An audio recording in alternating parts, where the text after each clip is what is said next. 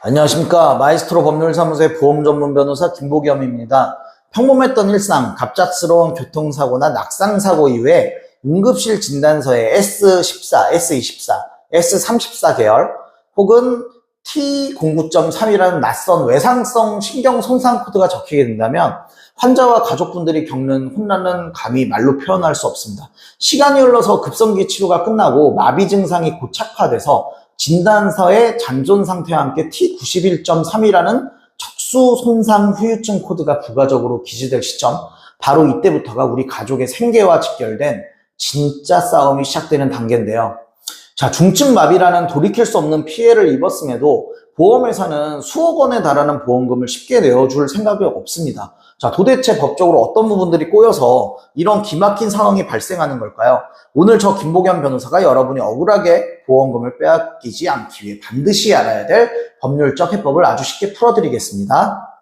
법원 소송이나 분쟁에서 가장 첨예하게 대립하는 의학적 쟁점이 있습니다. 바로 중심성 척수증후군이라는 진단인데요. 보통 연세가 있으신 분들은 목뼈 쪽에 척추관 협장증이나 인대가 굳는 후종인대 골화증을 조금씩 가지고 계신 경우들이 있습니다. 이런 분들은 이제 차가 뒤에서 살짝 부딪히거나 넘어지면서 목이 뒤로 꺾이기만 해도 사지마비에 준하는 치명적인 신경손상을 입을 수가 있는데요.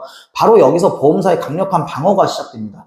바로 사고 규모가 이렇게 작은데 마비가 온 건 100% 환자분이 원래 가지고 있던 퇴행성 질환 때문이다 라면서 사고와 장애 사이에 선을 그어버리는 것이죠. 자, 전문가의 조력 없이 이 거대한 의학적 프레임에 속수무책으로 당하기 쉽습니다. 자, 그렇다면 원래 지병이 조금이라도 있었다면 꼼짝없이 보험금을 깎여야만 될까요? 법의 잣대는 그렇게 단순하지는 않을 겁니다. 여러분이 청구하시는 보험이 무엇인지에 따라서 완전히 다른 두 가지 법리가 적용됩니다. 자, 첫째, 가입자가 가입한 자동차 보험으로 손해배상을 받을 때인데요. 이때는 대법원 판례에 따라 손해의 공평부담 원칙이 작동합니다. 내 지병이 피해를 키웠다면 억울하더라도 그 기여도만큼은 배상액에서 빼는 것이 법원의 확고한 태도인데요. 그리고 둘째, 여러분이 매달 보험료를 낸 개인 상해 보험은 이야기가 180도 다릅니다. 우리 대법원은 명확히 판시하고 있습니다. 사고가 장애에 영향을 미친 것이 맞다면 원칙적으로 보상해라. 보험사가 임의로 돈을 깎으려면 보험약관에 기존 질환의 영향만큼 감액한다는 기왕증 감액 조항이 명문화되어 있을 때만 가능하다는 겁니다. 자, 약관에 이런 문구도 없는데 기왕증 운운하면서 돈을 깎으려고 한다면 그것은 명백한 위법 주장인데요. 이런 법리적 우위를 점하기 위해서는 철저한 입증 자료가 생명입니다. 변호사로서 당부드리는 세 가지 핵심 팁입니다. 첫째, 모든 싸움의 승패는 응급실 첫 기록에 있습니다. 가장 먼저 확인하셔야 될 것은 119 구급대 응급지와 응급실 초진 차트인데요. 여기에 물리적인 외부 충격에 대한 기록이 명료하게 남아 있어야만 훗날 질병이라는 보험사의 주장을 원천 봉쇄할 수 있습니다. 상해 사망 역시 첫 사고부터 치명적인 합병증에 이르기까지 연결고리가 의무 기록에 촘촘히 남아 있어야 합니다. 자, 둘째, 싸움터에 맞는 무기를 선택하십시오.